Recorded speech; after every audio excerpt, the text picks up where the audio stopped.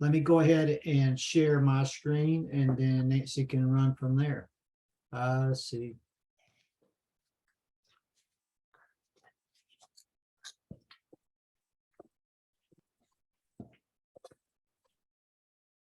Okay, can you see that, Nancy?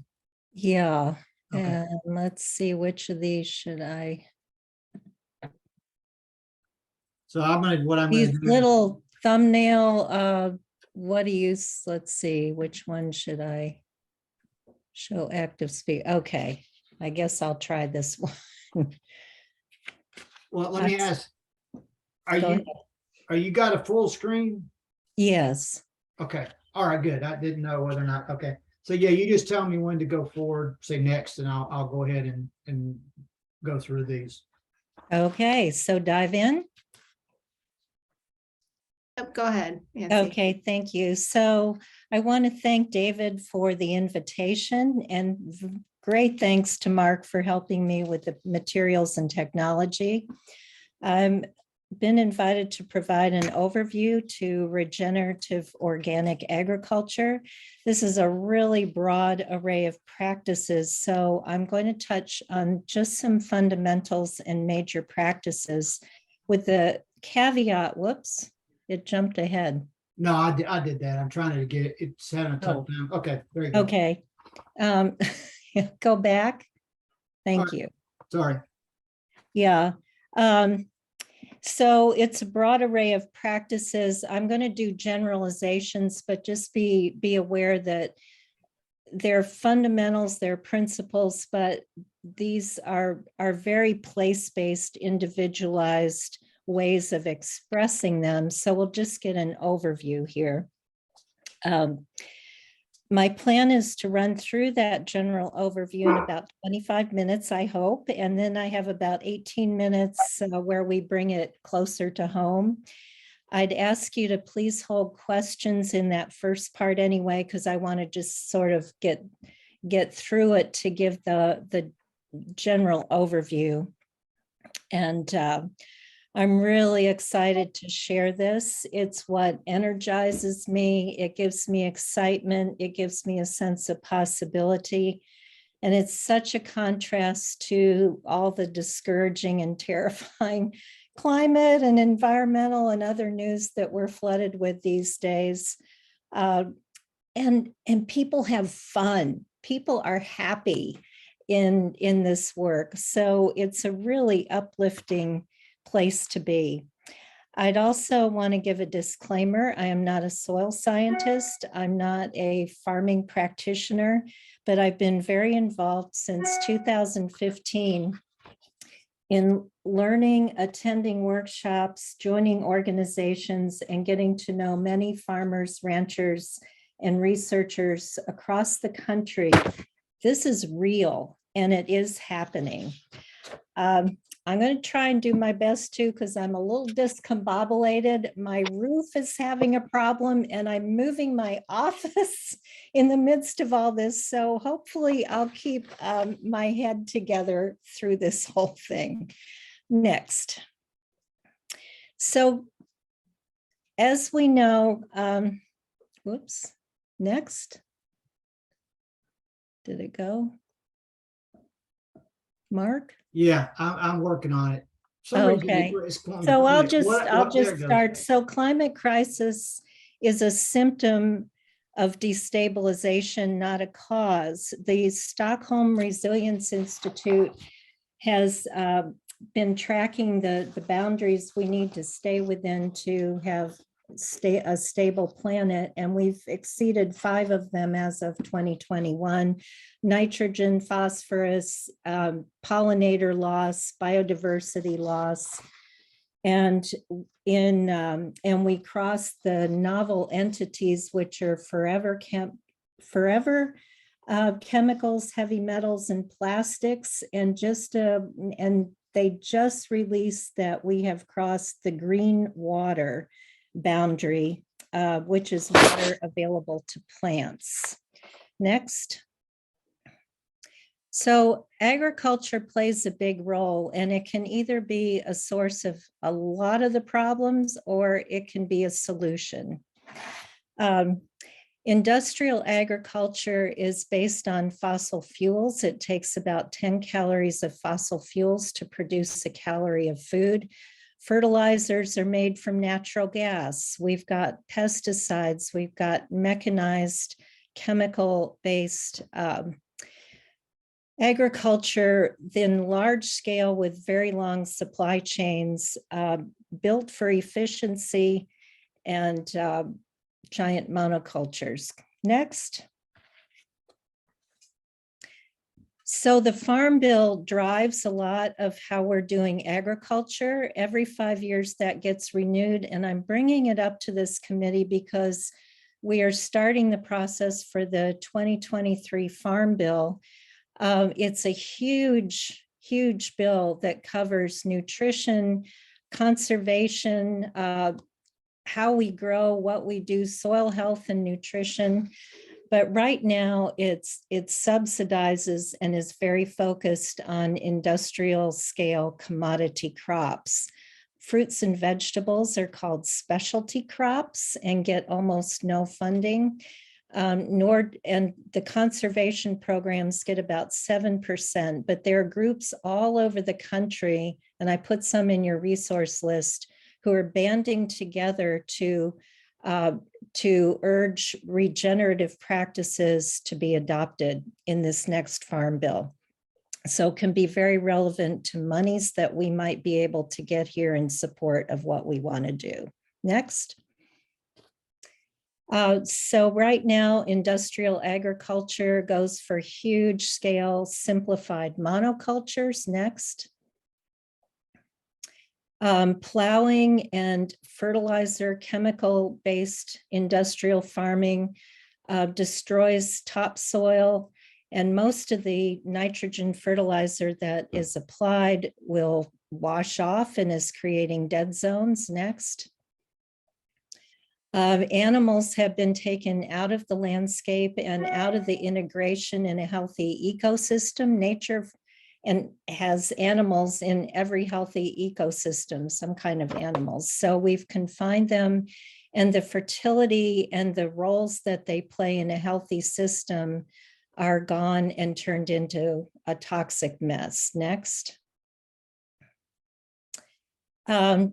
40 to 50% of the food that is produced but not eaten is adding billions of tons of greenhouse gases to the atmosphere, and all that waste, all that energy and use from producing it, and then it goes to the landfill. Next. And we can't forget our clothing. 69% of our clothes now are synthetics made of plastic, made from natural gas. So the pollution and the microplastics are a huge problem. Over a third of microplastics going into our water systems, into our bodies, are from synthetic clothing, especially fast fashion. Next. Pesticides, herbicides, forever chemicals are wreaking havoc with our health and immune systems across the spectrum of life. Next.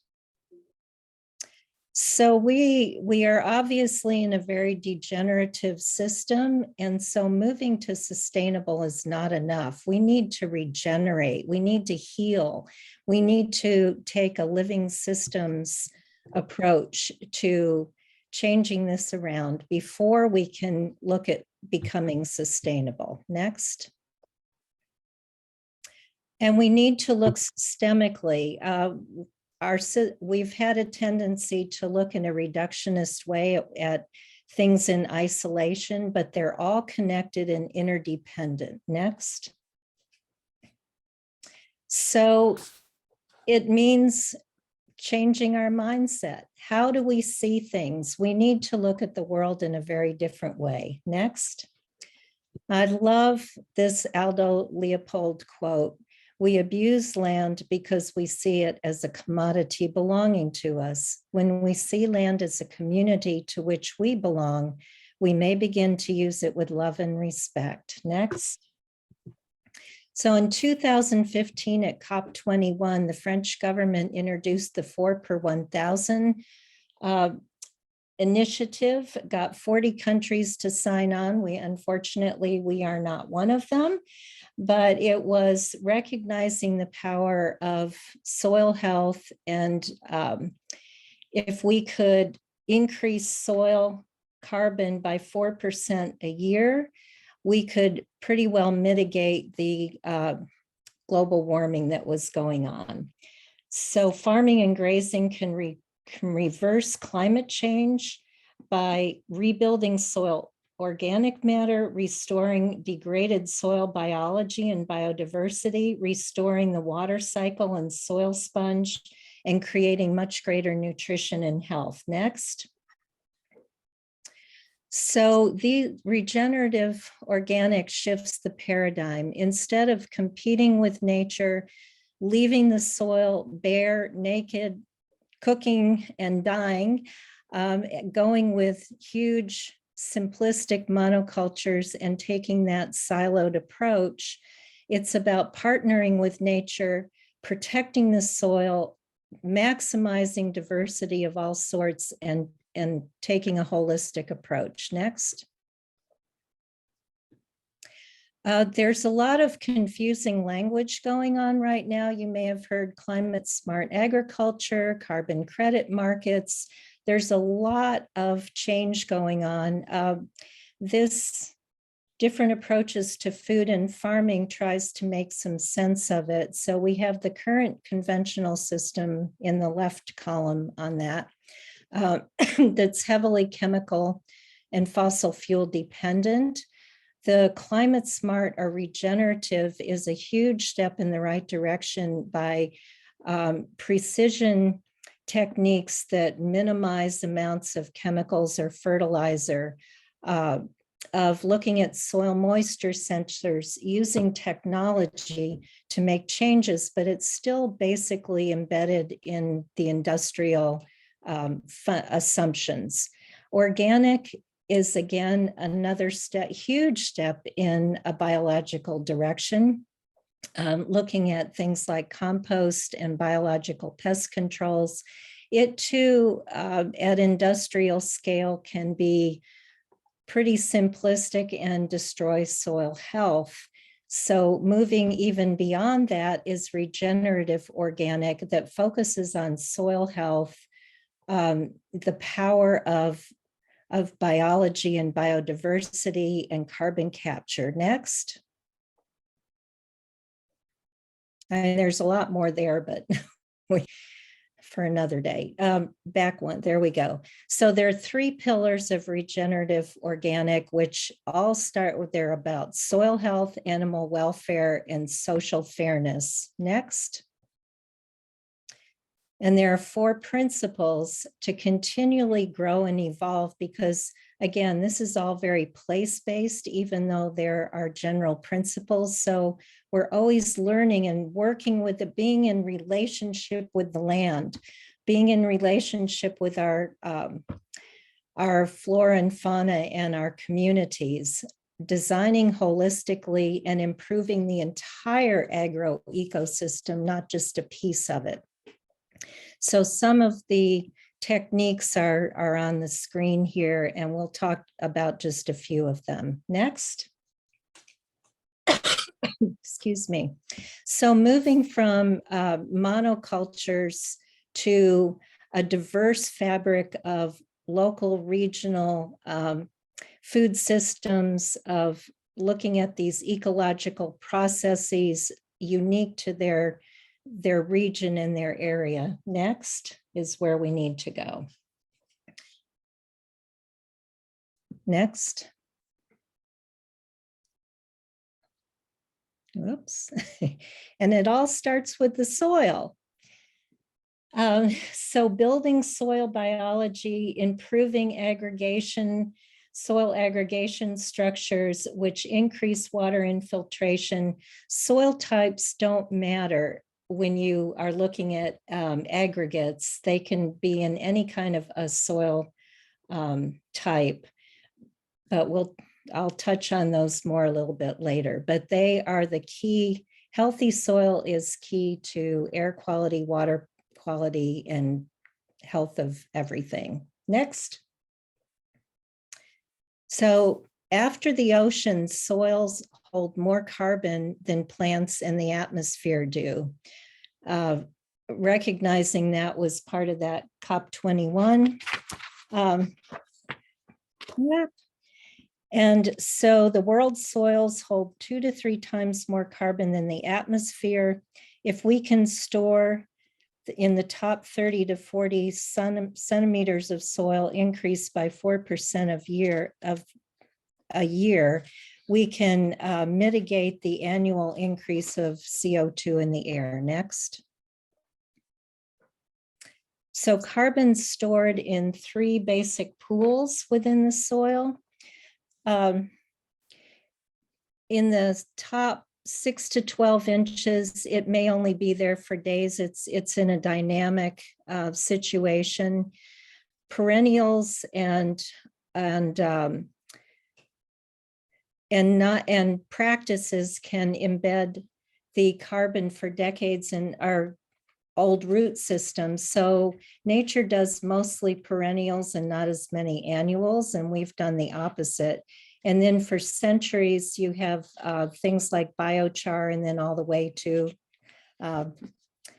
things like coal. So unless soils, so there are 3 efficient ways to transform CO2 to stable organic soil complexes.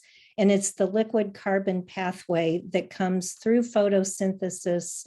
And it's the liquid carbon as sugars that goes down into the soil to feed the microbes in the soil. In healthy soil, there's more life in a teaspoon of healthy soil than all the life on the planet above ground. And aggregation is a really important part of this. Unless soils are actively aggregating, clumping together, they will not be fixing significant amounts of atmospheric nitrogen or sequestering stable forms of carbon. All 3 functions, aggregation, biological nitrogen fixation, and stable carbon sequestration, are very interdependent and depend on the microbial life in the soil and the liquid carbon pathway. Next. So with organic regenerative, you're focused on feeding the soil. In chemical fertilization, the focus is on feeding the plant. So the plant doesn't have to do any work, any interchange with this incredible system that's going on under the ground of organic matter, plant nutrients, soil nutrients, the interactions of what's going on under the soil. And so when we are using chemical fertilizers and processes, we're actually addicting the plant to that because it's so easy. They lose the relationship and the health of the soil declines. So just like any other addict that's chemically dependent, it takes time to do rehab and wean them off, which takes about 3 years. So during that transition time, it's very challenging. You have to weigh and balance. You have to support the building up of that soil life. At the same time, you're reducing that easy fix of plant nutrients from the chemistry. Next. So on the left-hand side, you see a seedling root that has been chemically fed. It's chemically dependent. It doesn't have any relationship with the soil around it and all the life in the soil. If the one on the right, you can see what a vibrant, amazing amount of activity and trading and interaction is going on. Next. We're learning more all the time about what's going on under the soil surface, how plants nurture each other, they feed one another, like you can see in this picture. They warn each other, they protect one another, they trade things. It's pretty amazing. And when you have healthy soils, you're redeveloping what's called a soil sponge. And that sponge has incredible water holding capacity. So in times of drought, it can slow release. In times of flood, it can store a lot of water. So the more that you create this healthy ecosystem underground and the soil carbon organic matter goes up, you can store a lot more water. Next. So key to this is looking at diversity of plant types, diversity of root structures. The prairies had an amazing array that these are showing you some of that diversity in the structures. So promoting plant and microbial diversity is really important because then you get more checks and balances for pests and disease. You create more microhabitats for the soil organisms involved in nutrient acquisition, nutrient cycling, and soil building. And you increase your percentage of perennials. On the right there is a intermediate wheatgrass called Kernza. The Land Institute in Kansas has been working on how do you get perennial grain crops. They've been working for over 60 years now and have developed this Kernza, which is a perennial grain, which I have cooked with now, and it's delicious. But anyway, look at that root structure. Look how deep those roots can take nutrients and carbon down into the soil compared to the annual wheat that we see on the right-hand side there. Next. And another essential part of regenerative organic is that the land responds positively to the presence of animals, provided you're doing appropriate management. It really speeds up the process, and cows have gotten such a bad rap, but it's not the cow, it's how we are managing the cows. Next. So holistic planned grazing is an essential component of a lot of regenerative organic. It mimics the great herds, the great wild herds of bison or wildebeest or caribou that have traversed the grasslands of the world. And ruminants developed alongside with the grasslands and helped to create those incredibly deep prairie soils.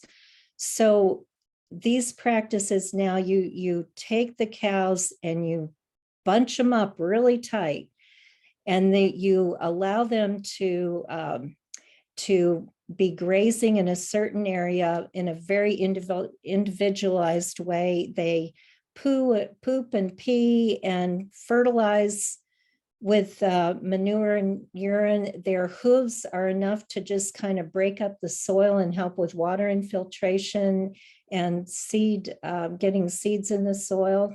And then you get them off of there and let that rest. Next.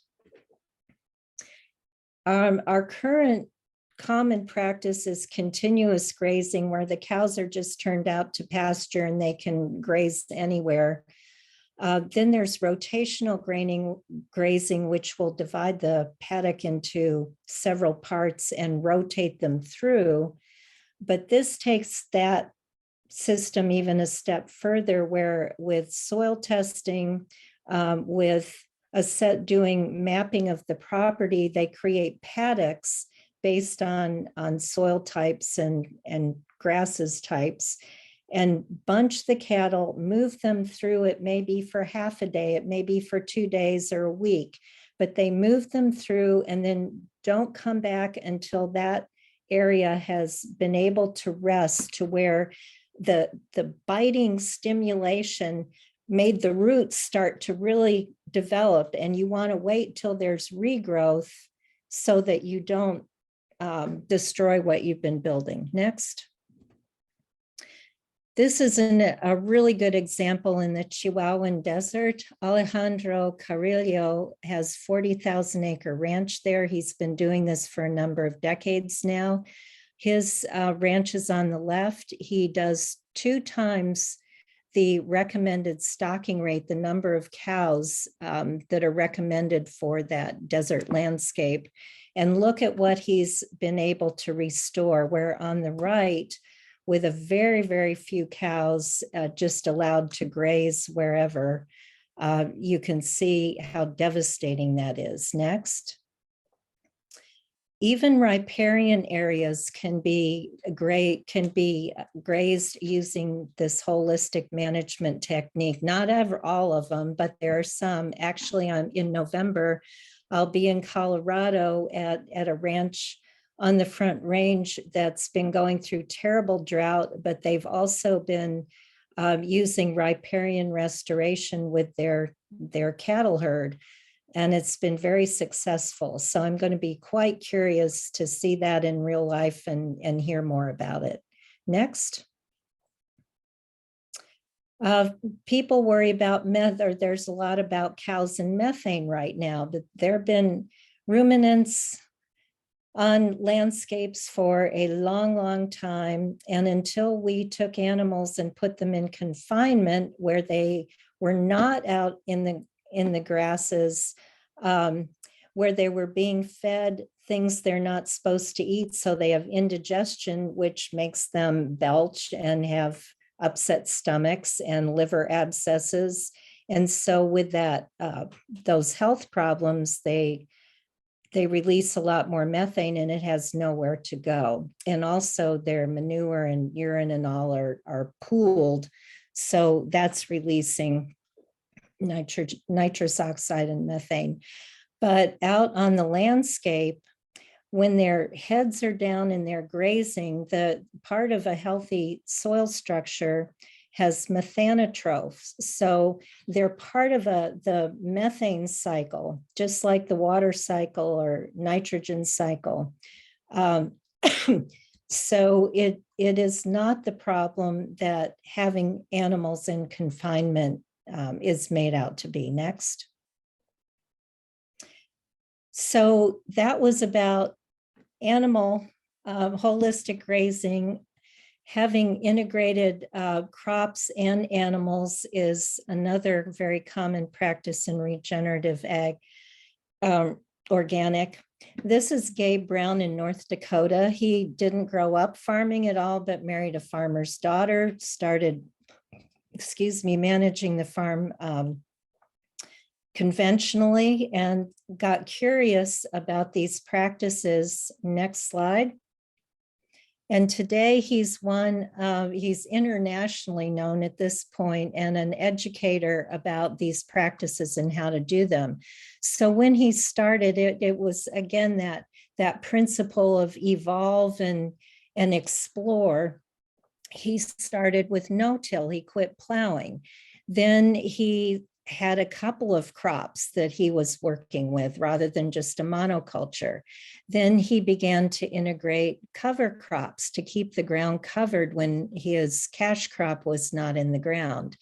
Then he learned about multi-species cover cropping, which is where you take a cocktail mix. So instead of 1 or 2 or 3 cover crops, it's one of the most amazing things I've learned about is you get the right cocktail, the right mix and the right number. It could be 20 different kinds of plants, and it creates what's called a quorum, just like a quorum in a meeting.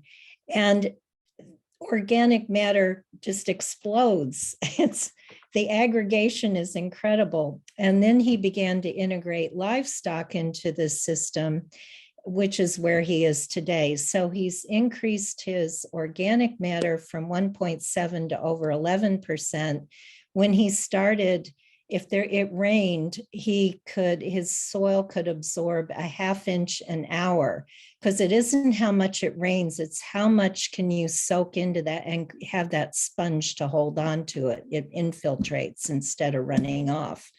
And now he can, oh dear, I need to make sure I've got my number right here. A 1 inch rain, will infiltrate in 9 seconds as of 2015. So huge difference. Next. People will say, well, that's North Dakota, very different soils. These Australia's way ahead of us doing some pretty amazing stuff. This is the Haggertys in Western Australia. Their ranch is on old seabed. They developed a bioactive inoculant that when they planted their seeds, they ran it through this 55-gallon drum of its vermicompost and microbial biological activity and would plant the seeds wet. And then they added sheep into the mix. And next slide.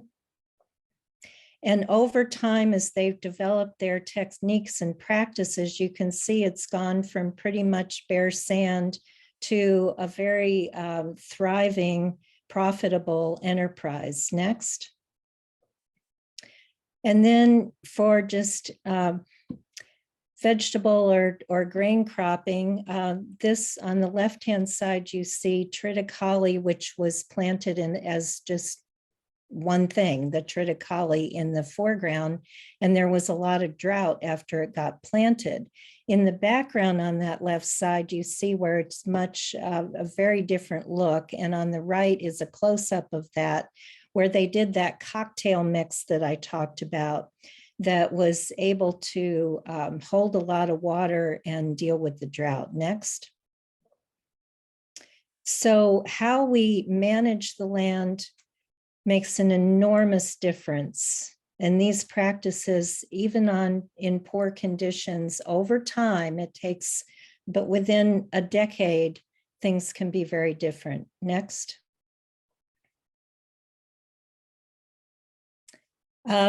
Whoops. And finally, agroforestry systems are another aspect of regenerative organic. Again, mixing things so you have polycultures, you have different activities on one landscape instead of just one thing, using more and more and more land.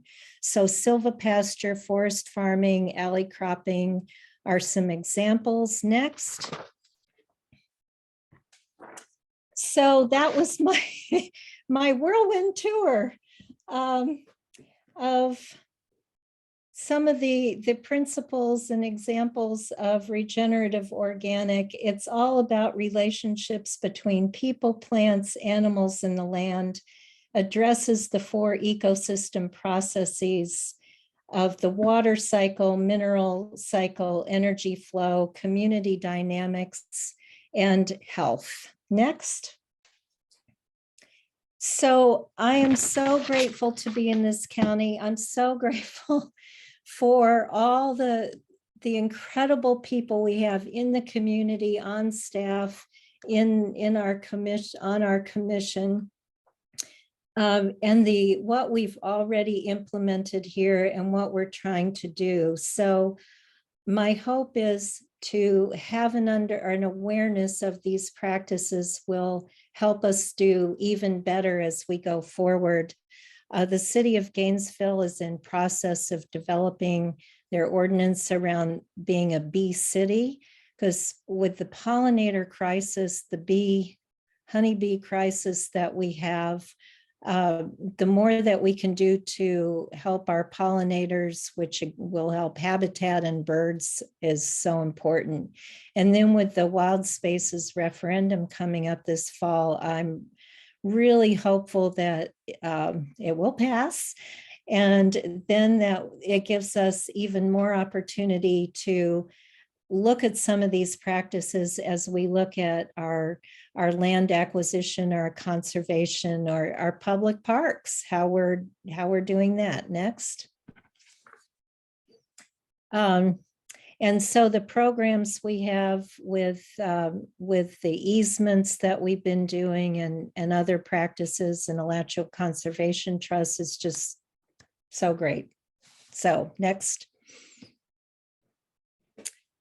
And I've been very happy to see how many of these principles or these potentials are already in our documents and our planning. Next. So an example, because we're doing the conservation easements and this is the EPAC committee. So looking at making sure that the way we write things allows these regenerative organic soil-based practices to take place, provides the economic stability and wholeness that people can do these practices, because we can't buy everything. So we're going to need to look also at private lands and how do we encourage private landowners of all types to adopt these practices at whatever scale. This is an example in the West and Midwest. Audubon's been really involved. Of course, they're so concerned about the plummeting of ground nesting birds through those areas. And so they worked with ranchers developing land management plans using these holistic principles that would protect the habitats for the ground nesting birds. And again, moving the cattle through the landscape in conjunction with when and how the birds were nesting. And then also helping these ranchers market and get premium prices and have the financial stability, helping do technical assistance that would allow them to have access to federal programs. Yeah, that's fine. You can switch. So they created a bird friendliness index showing how it's bringing the grasslands back rather than just, and the sage grouse are an incredible piece of this, because for 5 years, ranchers, Audubon, federal all kinds of people came together around the sage grouse, and there were some groups who really wanted to put it on the endangered species list, but this consortium opposed that because they said, if we put it in the endangered species, it'll be illegal to do all the practices that are bringing the sage grouse back and restoring the habitat.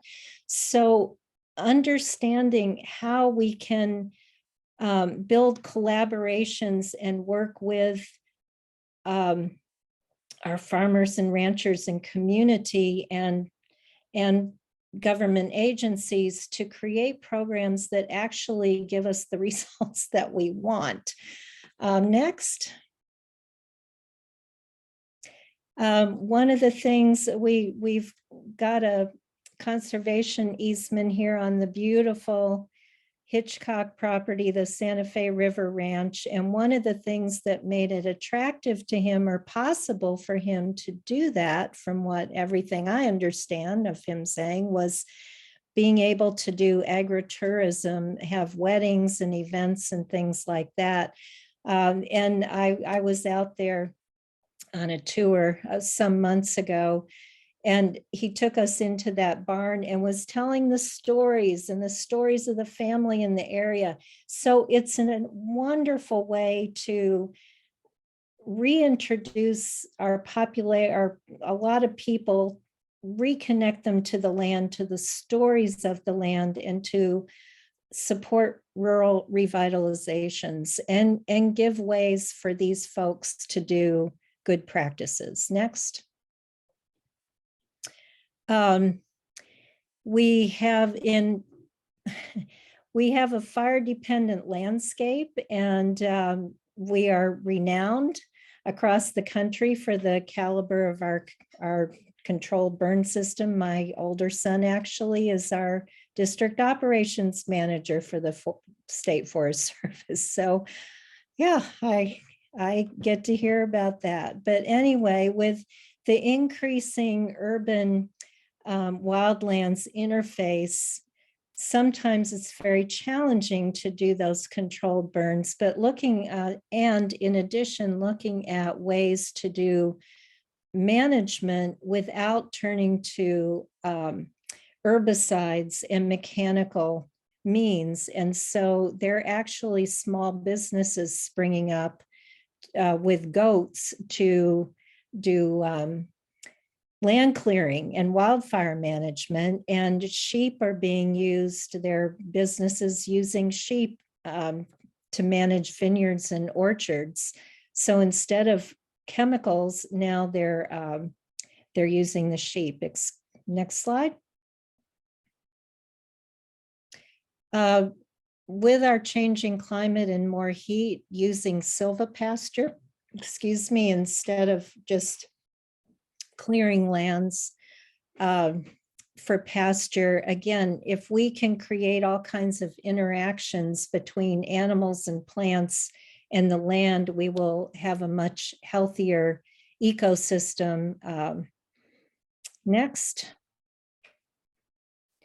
This was a really interesting example. This particular pilot project was in Minnesota, but using chickens for an agroforestry approach.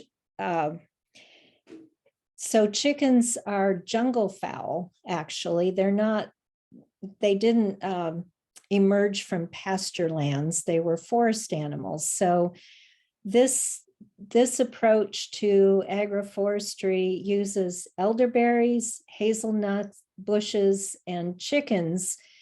So you get eggs, meat, elderberries, and hazelnuts, and this can be done on 1.25 acres. So it's really helpful for small scale beginning or minority farmers. And then you get a variety of crops and can actually earn an income off a very small area of land.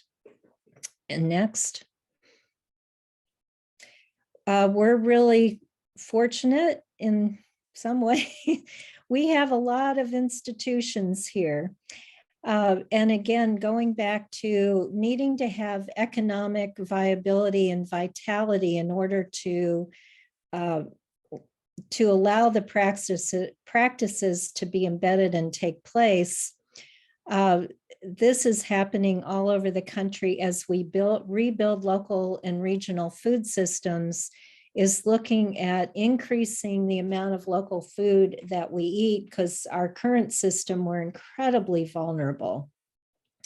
I was very happy to find out that before COVID, we were at 8.1, about 8% local food consumption in our county.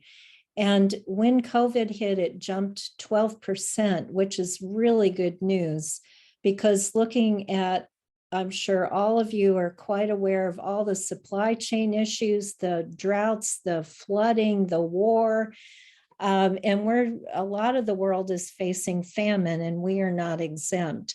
So having a robust local regional food system that we rebuild, we have to create local markets, and our anchor institutions are an excellent way to be able to have that stable demand. The Good Food Purchasing Program incorporates the practices we've been talking about. Our school board, our school system already has adopted the Good Food Purchasing Program, which has brought over $100,000 of income to our local farmers in the last year or so. The jail is currently in the process of looking at how to improve the food that's in the jail. We tried to get UF to adopt the Good Food Purchasing Program because they just redid their food and dining contracts, but we didn't quite get there yet. All over the country, healthcare clinics, centers, doctors are writing prescriptions for healthy food, and their double up bucks programs, all sorts of things that are beginning to rebuild that local food system. And we want to rebuild it in this healthy, regenerative, organic way to these standards. Culture, yeah. And in late September, I don't have the date in front of me, but Santa Fe College and Florida organic growers are sponsoring a whole day symposium on local heritage foods, which should be really interesting. Next, because in part, our current conventional industrial system is not very robust. It's being extraordinarily affected by climate change, by flooding, by droughts, because these seeds, again, a lot of them are GMO seeds. They're not communicating with the soils. They're in monocultures, so they don't have that diversity that helps them stay sturdy. Next. And we've unfortunately lost much of the historic fruit and vegetable varieties and heritage animals too. We keep breeding for bigger and bigger and more yield instead of focusing on resilience, on nutrient density, on robust capacity to withstand adverse conditions or to adapt. So the nutrient density of our current food is way less than it used to be.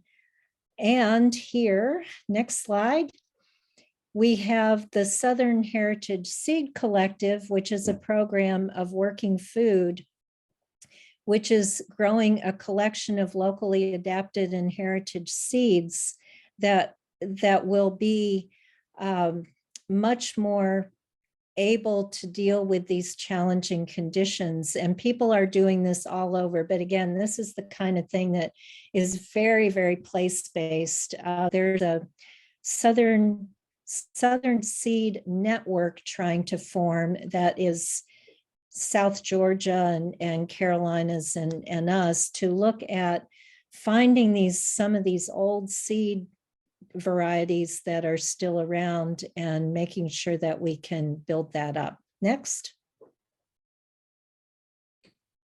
And those seeds, those animals come with stories, and they're adapted for their particular environment and the challenge and potentials that each particular place holds.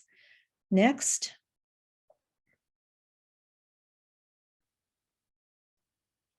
There are different kinds of models of land ownership and integrated use. We've already adopted some of them. You know, we're doing the conservation, and now we have urban agriculture and agrihood type ordinances and land use and all. So there are a lot of different models people are looking at as well of how do we create economic vitality, viability, and also make sure that we're doing these practices. Next.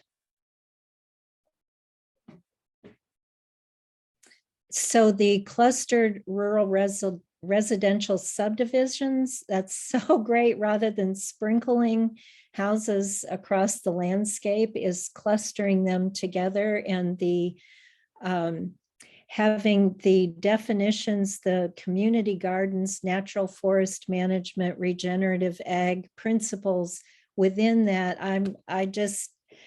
It gives me so much hope for what we can continue to do next and encourage as people actually start doing these things. So the agrihoods can be in a much more urban setting with raised bed type gardens, or in a larger landscape, even small farms. So they can be scaled differently. Next. And they create opportunities to reconnect people to local food, to the land, to regenerative practices. During World War II, almost half of our food in the United States was grown in backyard victory gardens. Well, now we have the climate victory garden movement, and you can see there the commitments all reflect this regenerative organic approach. So next slide.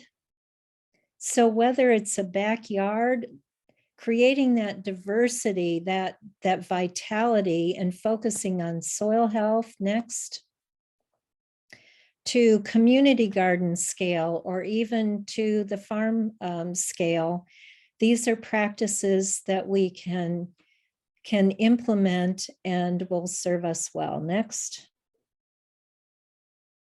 Food forests are another way of kind of what the poultry project was looking at. But anyway, again, stacking different uses, polycultures on one piece of land where you get all those interactions between the different players in that little ecosystem. Next.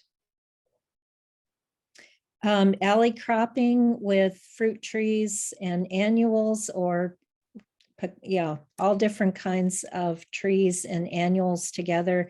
And this is helping to protect and support in the face of like windstorms and the flooding, the more volatile and difficult conditions, again, because you're getting more interactions between different types of plants and animals. Next. Yeah. So the city of Gainesville, next, is also doing a pilot composting project with 200 homes. We have a small local composting company, Beaten Path, that has a subscription service. You put your food scraps out and they change it out and give you compost. So the county is also looking at large scale composting business. And I'd love to see the mix with maybe in the small municipalities that we have more of these small scale composting businesses that are close to the source. But this is a way that we can really deal with avoiding a lot of greenhouse gases and pollution and just waste. Next. A hot topic are solar farms, and agrivoltaics and solar grazing are, again, looking at, let's not just do one thing on a piece of land. What can we do to have different things going on? There are different kind of crops being grown, a lot of experimenting going on to see how high do you put the panels, what kind of crops. This can be either in a small scale with hand harvesting, or I've seen them where they're driving a tractor through. And what they're finding is that the crops grow better because they're shaded from the worst of the sun. If they're hailstorms or really adverse weather events, they're more protected and their productivity is very good. The transpiration cools the back of the solar panels and actually makes the solar panels about 10% more efficient, is what the research I've seen so far is saying. Other folks are looking at grazing sheep, not goats. Goats will climb, but the sheep are a really good management tool. Next.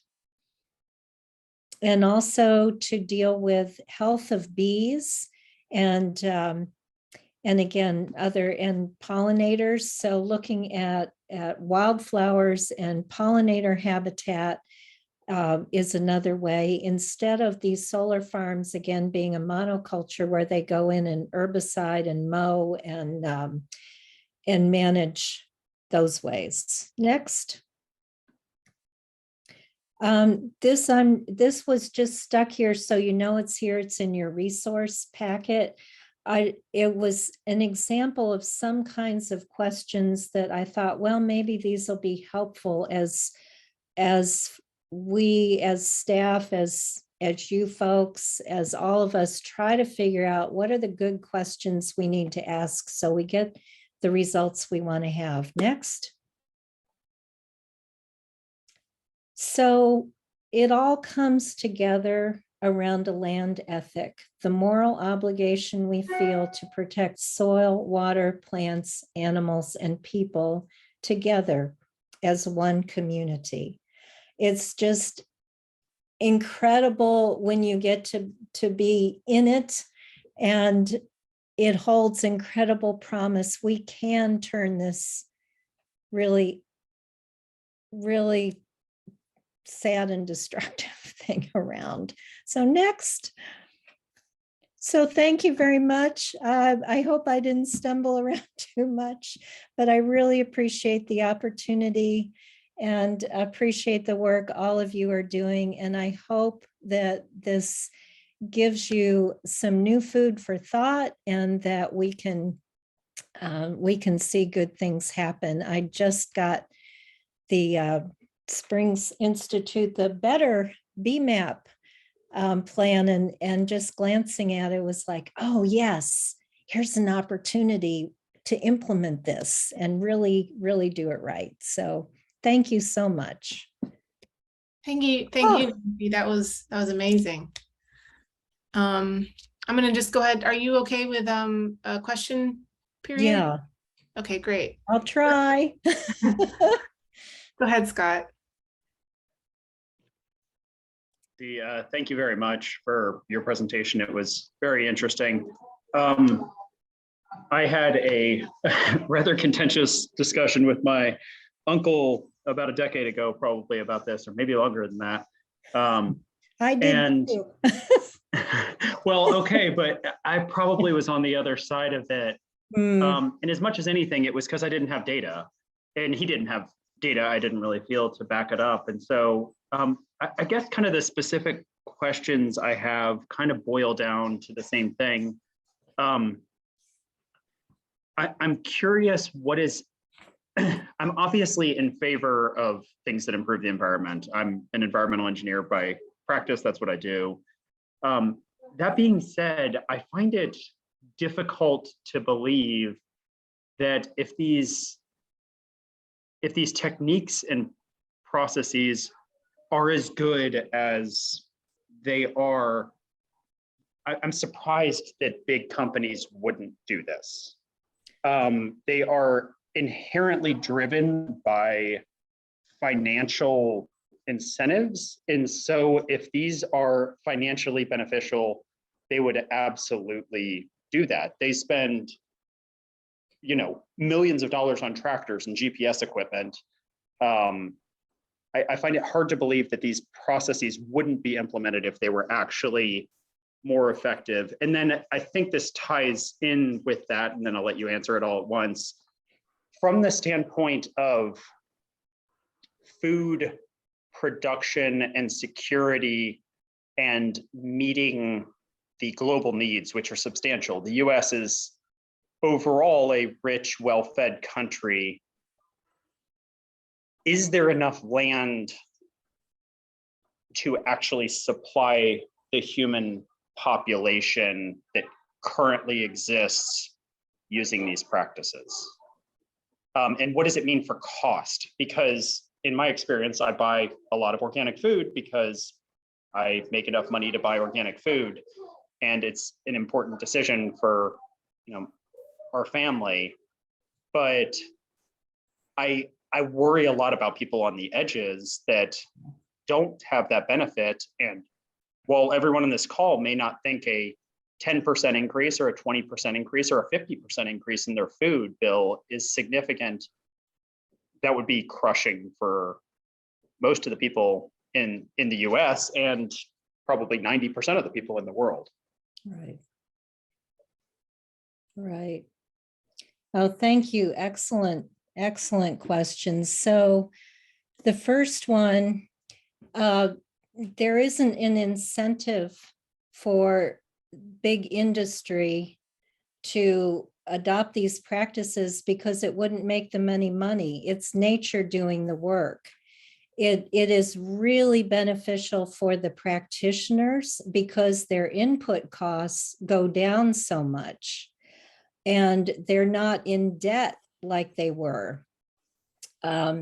So there's a whole lot of data around that regard. The issue is that there are a lot of big absentee landholders who are not doing the actual farming, but the big agribusinesses, like JBS, the beef folks who are destroying the Amazon, those folks don't want to see this happen because they would go out of business because it's not chemically dependent. And a lot of them are getting into the impossible foods or the alternative foods because it's another place they can make money because it's still all lab and fossil fuel driven. So it helps the people actually doing the farmers, but the subsidies all go in the wrong direction. So the money to support this stuff needs to be reallocated. And that's where the Farm Bill is just every one of the groups involved in this regenerative world, I know, is focusing on, we've got to get this Farm Bill changed. And this is our one shot at it because the time is now. So if we can get the conservation practices, get small and mid-sized farmers to have access to the kind of programs that these big businesses have, the cost of their food would look very, very, very different than it does now. It's hidden. And also there's all the cost in the healthcare, our lack of healthcare system, that we're paying for this system with our health, and the costs there are just tremendous. And farmers and ranchers are committing suicide at a terrible rate. So anyway, getting those incentives, you have different layers. Let's see, food production. So I don't know if that answered question number 1 to some extent. Did that go in? Yeah, I mean, I think it's helpful, but I mean, you kind of said at the beginning of that answer, and I'm renowned for asking questions and pushing back. So I apologize. Good. Oh, no. And I mean, it's out of an honest curiosity, because one thing I absolutely 1000% agree with that you just said is, I have a huge problem with food being subsidized in the way it is at all, because right now we do not actually know what our food supply costs. Right. Because if you dump 1,000 extra pounds of nitrogen on your farm and it ends up in the aquifer, the water management district then spends $1 million to remove that 1,000 pounds of nitrogen. And so I have a very big problem with that. At the same time, and not all companies are good actors in the same way, but if a financial incentive exists to a large company, they will absolutely change their process to take advantage of it. And so that's where if this method is so much better, and it is better from an environmental standpoint, I don't think there's any argument about that. From a production standpoint, I guess is where I come down. The US feeds a lot of the rest of the world. And so while these methods may be, great from the standpoint of, we could still supply enough food to the US, would it mean that, 1 million more people starve every year? And let me get to that part in a minute, but to go back. So my brain just sort of kicked in here too. To stick with the first part for just another minute, is that there are actually some companies. General Mills is a leader in the development of the Kernza that I was showing you. They're paying for farmers to do the test plots in a variety of different places around the country. So yes, some of the big companies are doing that.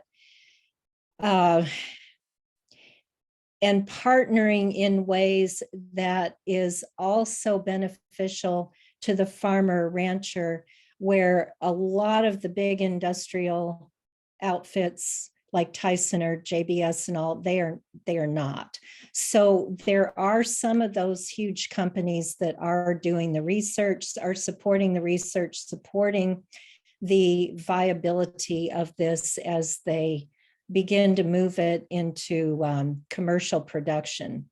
So I could give you other examples with Well, other no, products. that's very helpful. But I mean, But yeah, there are a group, and there's a whole now, there are investors who are helping to fund some of these early projects and to support the practitioners in getting over that early hump where we can get the subsidies changed or get more interest from bigger players. Patagonia is playing a huge role. General Mills, Kellogg's doing some work. There's some other ones who are beginning to shift that.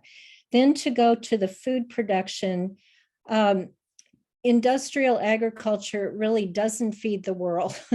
41% of the corn grown goes to ethanol. And a lot of grains that are grown goes to feeding CAFO, feeding animals in confinement, which it's so wrong. But still, I think the number I just saw, it's a little lower, but 70% of the actual food grown in the world that people are eating is grown by smallholder farmers and not by big agribusiness at all. We do not feed the world. We need to feed our communities, and what these big industrial enterprises are moving. Africa's under siege right now, but they move in and they undermine the locally adapted heritage food producing crops and encourage crops for export markets like palm oil or other things. And so actually people are getting hungrier by adopting these practices, and then they have to buy the seeds and the fertilizer and the chemicals and the equipment, and they're committing suicide and they're starving. So we can currently feed everyone in the world. It's a matter of access and how we're doing things. And I totally agree. The whole affordability access issue is huge. Food equity. We have to, again, the subsidies, the money, all is going in the wrong places. And as we change that creaky system, we have to have ways to support the folks who are on the ground who, can't afford even $1 extra. How are we going to make that happen? And in COVID, we saw it. It wasn't the big companies. When COVID hit, think back then, all those big industrial companies, their supply chains fell apart, their animals were being euthanized by the thousands. And who fed us? It was our local farmers, our CSAs, here in 3 days, working food set up, because our farmers were in peak production there in March. It was spring season, right? And all at once, everybody's needing food. And so in 3 days, we set up a drive-through, like a CSA, pick up your box. And the first Saturday, it had 70 people. The next Saturday, there were 400 people at that. And the number of meals that got prepared, and restaurant workers, local farmers, we all banded together and we fed people during COVID. It was incredible. So it's a myth that we can't feed the world without these big industrial systems. And we're not now. We're feeding ethanol in our cars. And we're feeding a healthcare system because people on the earth are falling apart. Anyway, I'm starting to go off, but the Thank you. system I described, because it's focused on profitability, on nutrient density, on polyculture, health of soil, land, animals, people, that whole kit and caboodle. It's not focused on yield and hyper efficiency and overproduction. It's use-based, it's not money-based, if that makes any sense. So there. I appreciate it. Thank you. There's Yeah, others with questions. well, and thank you. So, yeah, we'll have Jay, Bettina, and George, and then we probably won't have time for any other questions.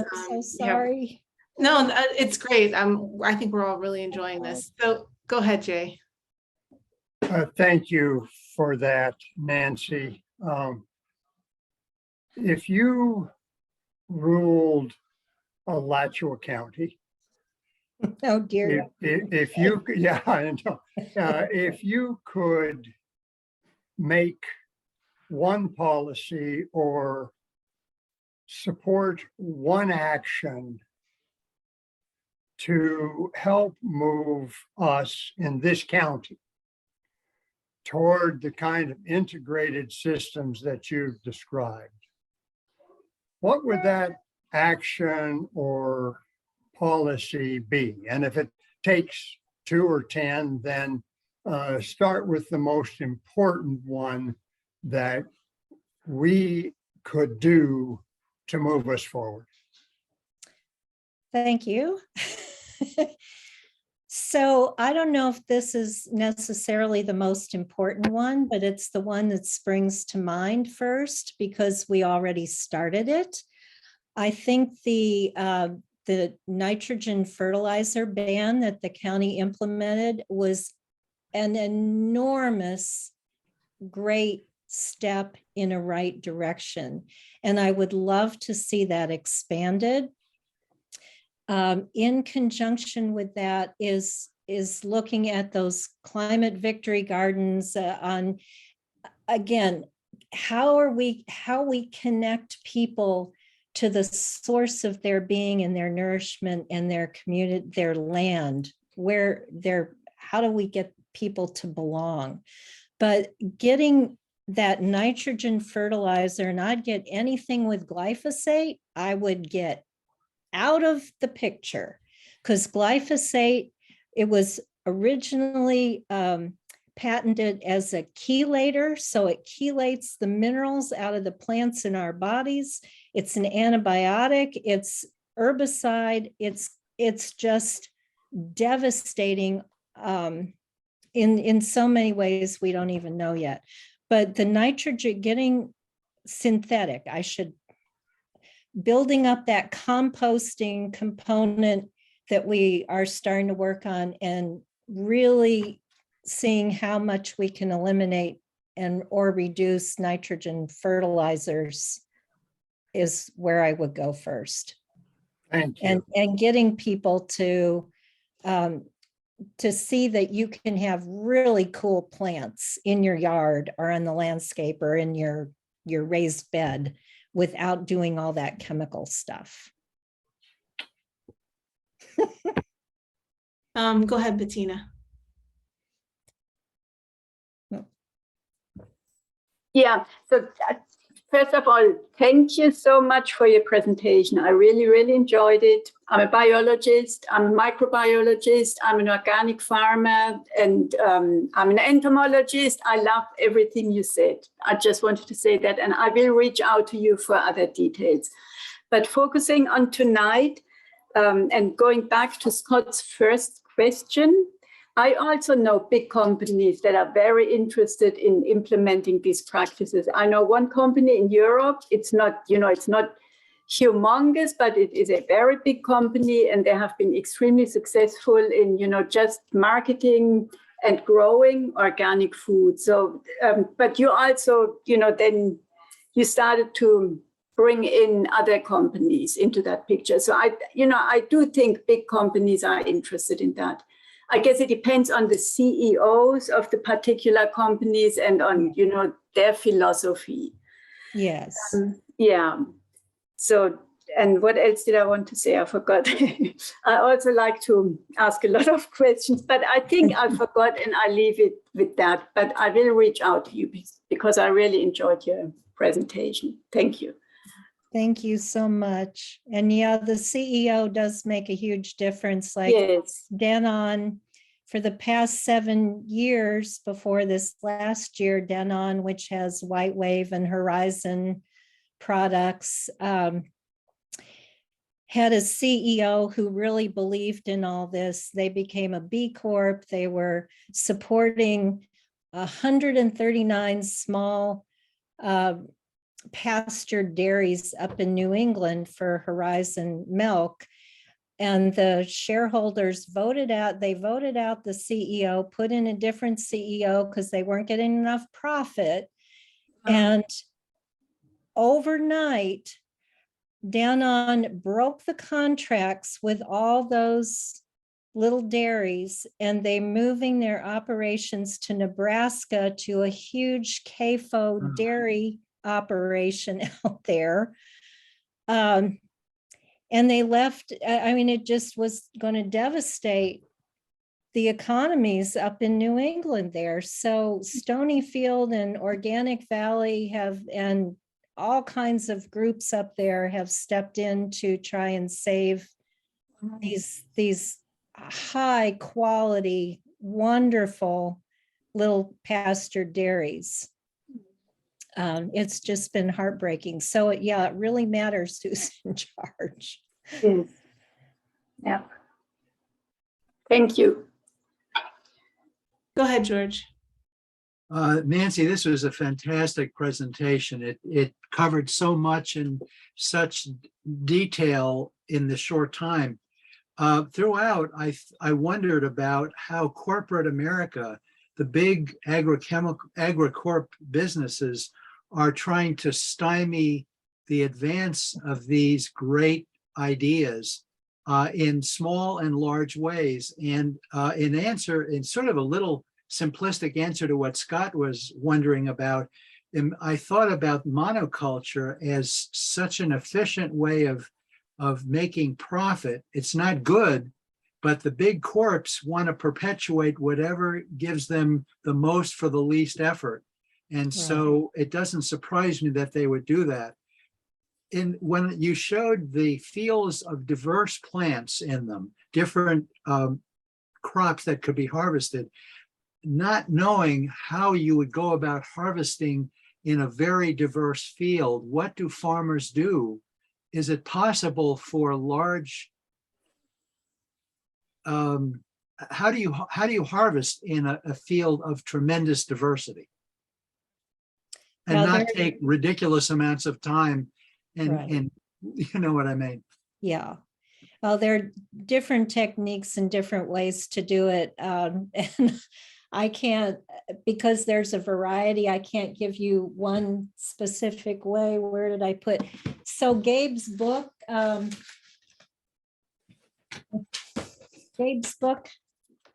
Dirt to Soil.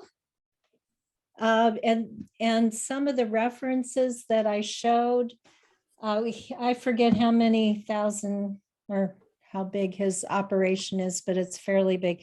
Anyway, but there are different rotational, different rest period, different ways that people go about doing that harvesting, where timing is really important, where you have certain things coming up, you would roller crimp, you would quickly beat them down and other things would emerge and then you would harvest that. So there's a whole intricate dance of sequencing. Mm-hmm. And again, it would be individualized to certain areas or crops or what your actual operation was and how you were going to go about that. Mm-hmm. And some of it is also with those mixed pasture grazing operations is that the grazing, you'll bring the animals in to graze all that stuff down and then start your new crop as a different rotation. Hmm. So those are some of the ways, but yeah, that hyper efficiency of the giant companies, and this is my personal take on things, is that the fossil fuel era has allowed us to have these huge centralized monoculture way beyond human scale operations of all sorts, whether it's finance, it's energy, it's whatever. And that I think nature doesn't do it that way. My question always is, what does nature do? And having human scale operations, having the micro, the backyard thing up to what farms used to be when we had them sprinkled all over. What do we want to do? We don't want one great big thing. We want people back on the land. We want people revitalizing our communities and engaged and having meaningful work to do that's beneficial. And so I think any of these giant scale, whether it's in the world of Wall Street or it's these giant, I mean, it's devastating the land. The earth is going to knock us off if we don't quit. Quick money is a real incentive. Sorry. You- I think that as the old system is coming apart at the seams, we have to build that new system, and there's going to be a range of scales, but I don't see them being gigantic like they are now, because you can't be in relationship. You cannot get out and walk around 1,000-acre field in a day, where my grandpa growing apples and peaches in Southern Illinois, he knew every tree, he knew everything that was going on. And when you have that, what Wendell Berry says, you need eyes to acres, then you're in relationship and you see when you've got a problem. You see what's working, and you see those 75 varieties of apples. Some of them do well in the drought and some do well in the flood, So Yeah. there's my answer. Well, I'm also concerned, I mean, we're focusing on America primarily and locally, but knowing since the 70s, the kinds of things that corporations in Africa, Yeah.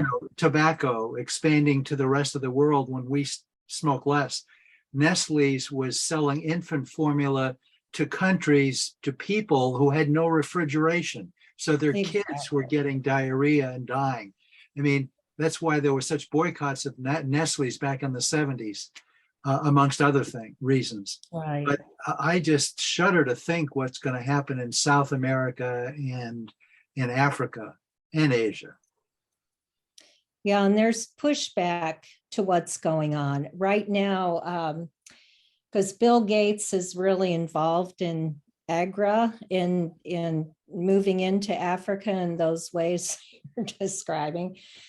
So there's a lot of pushback and peasant movement, a lot of efforts form on, all kinds of organizations and efforts to try to prevent that from taking hold and to help people stand up to it. La Via Campesina, Vandana Shiva, people are doing some amazing work to protect the heritage seeds and to help people stand up to those forces. Yeah. Thank you.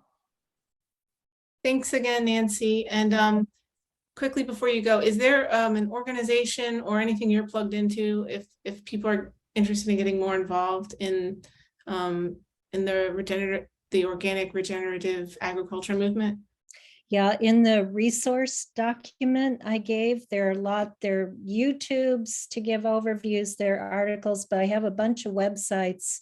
For the Farm Bill, there's Regenerate America, and National Young Farmers. There's the National Sustainable Agriculture Coalition. There's a whole world out there. I put only a few in that resource document. But there's some of the players, and they link to other folks. But in Understanding Ag is a really good resource, and there are just so many. Anyway, I'm happy to provide more. If people look through what's there and you want to have more things, I'm happy to keep.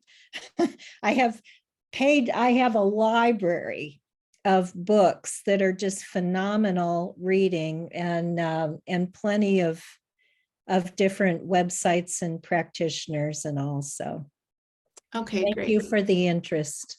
Yeah. Okay, so we're gonna go ahead and move on to the next agenda item. And Nancy, you're free to stick around, and if you want to head out, you can do that as well. Now, after you put up with me all this time, I'm curious to hear what else you do. Sure. Okay, so our next agenda item, broadly termed discussions, and we have a lot of possible things to discuss here. I think one discussion piece that was of interest Mark kind of mentioned it in the last email that went out, was our meeting protocol and whether or not we want to start implementing in-person meetings, and what that would look like. So why don't we kind of go over that first. Let's see, I think the email Mark proposed, okay, one of the options considered, I'll go ahead and just read what he wrote here so I have it right. One of the options considered is a hybrid approach where members can physically meet every quarter or 6 months to hopefully achieve the physical quorum requirements necessary for making certain suggestions and recommendations to the Board of County Commission and other entities/agencies. Depending on the desires of the community members, these meetings can be conducted at the EPD office in the Sequel building and/or potentially the County Administration building. For other meetings and workshops, they can continue as workshops via virtual and/or combinations of virtual and physically meet. Members are welcome to discuss this evening and then afterward individually and confidentially provide their thoughts about which options they would prefer and be willing to adopt. So any thoughts? Anybody want to give an argument for one option or the other before we all kind of give our personal thoughts and preferences and willingness to Mark? Does anybody have any? Yeah, go ahead, David. You're muted, I believe. We definitely need to get back at least once in a while to having regular meetings. I mean, one of the primary functions of this board and the purpose that we exist is to be able to make recommendations to the Board of County Commissioners, and we can't do that if we are never functioning as a board and are always functioning in a non-meeting mode, but in a workshop mode instead. So we need to have that. And I guess I leave it at that. I have some specific comments that aren't related directly to that subject, so I'll wait until we're done with this to deal with those. Thank you. Okay, thanks, David. Anyone else want to chime in? Hey, Nisha, it's Scott. Yeah, go ahead, Scott. I would just say I completely second what David said. I think we should get back to meeting in person. I'm fully in favor of it. The space we have there at the Sequel building, I think we can probably socially distance enough for people that are concerned about that. But I think we definitely have more productive meetings. There is obviously a lot lost through video and audio. Yeah. And just as a point of detail, Mark, for quorum to be achieved in a hybrid meeting, we would have to meet that quorum. The physical component would have to meet that quorum, correct? Yes. Okay.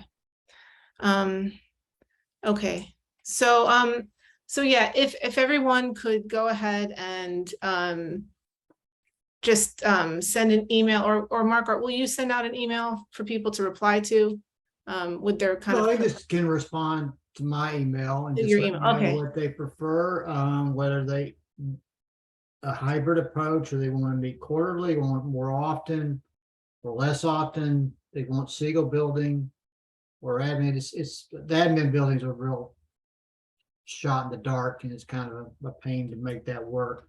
But that there, as Scott indicated, I mean, the Siegel building, you know, is plenty enough. The conference room A is plenty big enough, and then there's a secondary conference room that we could spread out. It won't be an issue there. And we also have video capability in that conference room now, so we can have for those members that are not present, they can still tap in via Zoom. But you know, to vote on anything, you would have to have a quorum. So this is something to consider, you know, when you respond. Okay, great. George, did you have something that you wanted to say? My first thought was a bigger room, like the administration building, would be conference room would be really great. It would solve all the problems in terms of anyone who has any anxiety about space. I mean, I've known so many people who, a number who have died or gotten sick twice, even though they were boosted. One of them now has vascular inflammation in the blood vessels supplying his retinas, and he may go blind, even though he was not in any danger of dying from it. So there are tons of different ways in which this virus is still ravaging people. So that's my thought. Okay, thanks. Yeah, so if everybody could just think about it. I'm sorry. Did you have something to say, Scott? Or I had a quick question for Mark. Could we meet? I mean, I think some people are going to continue to have concerns. I have kids in school, so I'm exposed to everything, I think. Is it possible for members that are not present to send you an email to specify a person to vote in their absence, essentially a proxy? Good question. I'll have to check on that. That would just ensure we have a quorum Right. likely at every meeting. Hopefully, because that way, technically, one person showing up could be proxy for everybody. I think again, this is all coming down from Tallahassee. It's not like the county wants this. I mean, they would be comfortable with people voting, you know, virtually, and this is what the mantra is. But nobody's actually, it's a good question. Nobody's discussed the proxy option, but I think that's something definitely to consider. So I'll check into that. yeah, that would Thank you. simplify everything if we could do that. Yeah, so if everybody could just take some time to think about what they feel comfortable with, what they feel like is important, and their preference regarding meetings, what they're willing to do, and then just reply to Mark's email and let him know, you know, what approach you prefer, what you're willing to commit to in terms of frequency, if you want to, if you're pro meeting in person, and all of that stuff. Okay. And then couple more things.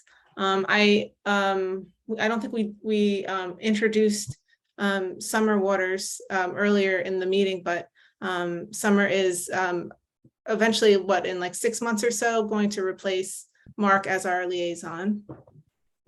So did you want to just say hi, Summer? Hi, it's nice to meet you all. I've been keeping track of the agendas that Mark has been sending around, and there are a lot of interesting topics you've been diving into, and I just hope that I can measure up to his shoes moving forward. But he's gonna kind of, you know, let me out of the nest gently over the next few months. So that's good. Yeah, we all look forward to having you. Okay, and then there was, so I'm just kind of trying to rapid fire through everything because we have a lot of items here and about 20 minutes left. The Lee SAS, geez, I forgot what it means. The selective, I'm sorry, everyone, the special area study. Yeah, the special area study for the Lee property. I know that some of us have taken a look at it, and Jay wrote Mark passed on a document that Jay wrote with his thoughts on it. And I believe we're going to get somebody, if not in the next meeting, upcoming at some point, who is a consultant with the survey to come and talk to us. But do we want to just quickly kind of express our thoughts about it? Go ahead, David.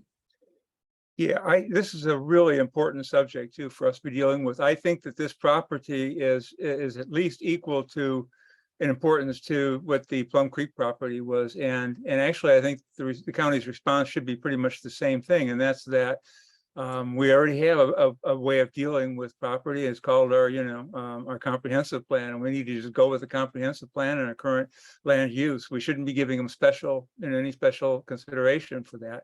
And I think that's by the way, I really like to thank Jay for putting his time into this, and he hit the ground committed and and well informed and ready to work as a good member of EPAC. So I think we all need to take a look at this package. I believe that the hearing on the 20th of this month, and I'd hate to see this get to the point where the Board of County Commissioners is authorizing the SAS to go farther, when we really, if we look at this properly, we're going to say, no, we don't want them to do anything on this. We don't want to give any changes from what they're already allowed to do. We don't give them any special ability, because what they're going to do is they're going to raise the value of their property in the same way that Plum Creek was going to do it. And they're going to sell it and turn it over to someone else who's going to then develop the property. So, let's minimize whatever changes happen to that very special property.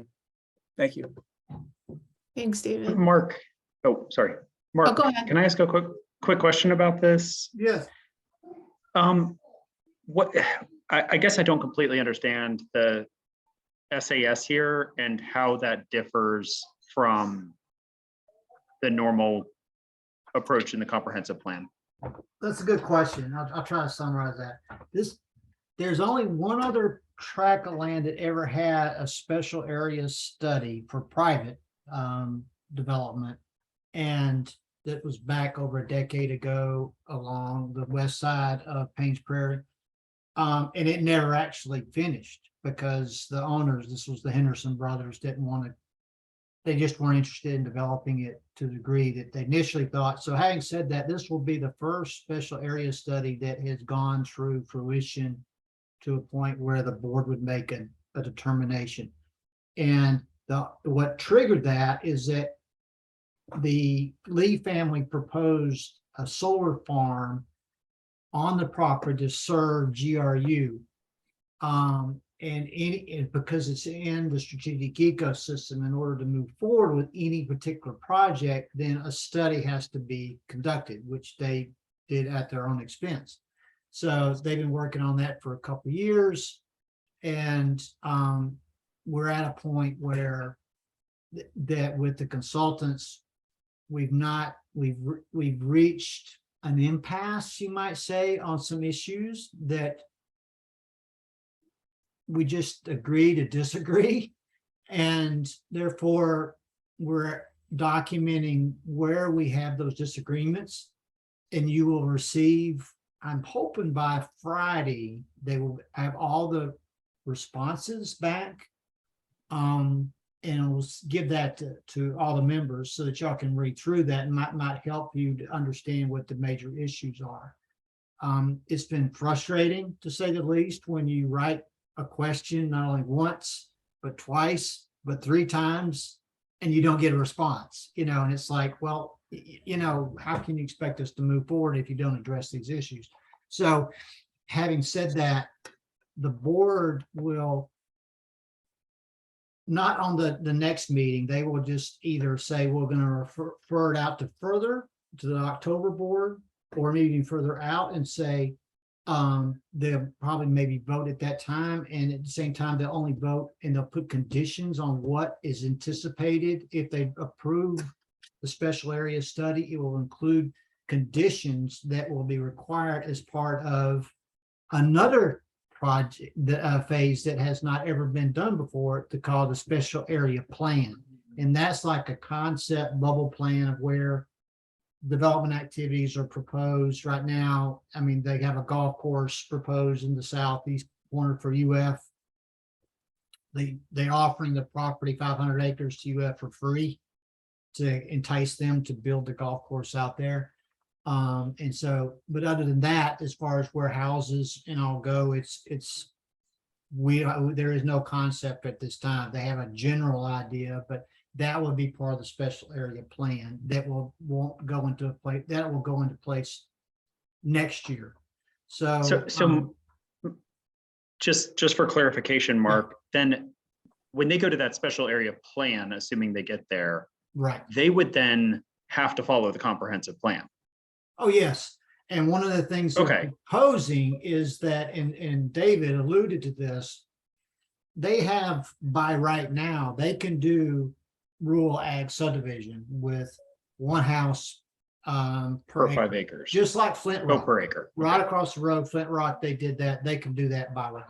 What they are proposing is a higher density and less, kind of like what Nancy was depicting, more concentrated locations in order to preserve, particularly the sandhill habitat on the property. There's they estimated 3,000 gopher tortoises on the property. And the way that they would like to relocate probably at least half or more than those with their plan that would call for that, and relocate them onto the their conservation area in the sandhill area. And we've expressed concerns that may already be at carrying capacity for those tortoises, and therefore it would stress them and result in some mortality. So we've expressed that concern as well. So having said that, there's a lot of obviously Dr. Knight's responded in the paper on editorial on some water quality issues that are obviously a concern for us, where there's a lot of sinkholes and caves up in the northeast portion of the property. So those are concerns as well. So yeah, I think we reached, after 2 years of discussions, we've reached a point where we just have to present it to the board. They're not going to provide us any more information than they already have. And no matter how many times we request it, so it brings it to the table and we'll see what happens. But it's not going to be, let's just say they're not going to, they may think they're going to get a rubber stamp approval, but I can tell you that's not going to happen. So I don't know that what the outcome would be, but it's, as David indicated, there are too many issues to address to say that we're just going to kick the can down the road and solve all those problems at the special area plan. So we need to at least address these issues now, acknowledge them, and then figure from there how they want to be addressed. So am I understanding? I mean, they're trying to further increase the value of the property by essentially making it more of a hail plantation instead of a flint rock. Is that? That's a good analogy, or more like Oakmont, which sits on the north side of the property. So but yes, in essence, yes. I mean, is there any more conversation? I noticed one of the things that was written up, and I apologize, I have not read all of Jay's comments, very thorough, and there's a lot to read there. I've read part of it, but is there a possibility here of the county acquiring the property? We did. mean, It's a good Are question. they open to The selling county it? did for- Look into buying it, and I think they offered Mr. Lee 11 million back a dozen years ago. He wanted, and I've met with him. He wanted 50 million. And in fairness to the Lee family, they love the property. They manage it for wildlife now with hunting for quail, but it's gotten too cumbersome for them to manage. And with all the surrounding development, I mean, they just want to sell it and move to Georgia. And they actually live in Jacksonville, but they've been spending more time living on the property there. But and just like the family, the Dees family that own Flint Rock, I mean, they sold and moved to Carolina. So I mean, it's just, that's what you're seeing with some of the major land holdings there. But to answer your question, we both ACF did look at the property and as well as the state, but because the state doesn't own any adjacent properties, they felt it was too cumbersome to acquire and manage, particularly for prescribed fire, that they was not enough interest there. ACF was interested, and I said, but what they're willing to offer and what the Lees were willing to accept, or unfortunately there was too big a large of a gap there.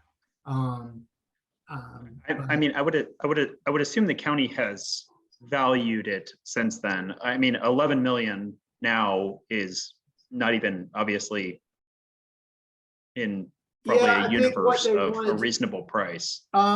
They did look into that back a few years ago when it came up under discussion, and the board of commissioners felt like that there was enough zoning regulations in place to protect the more valued habitat.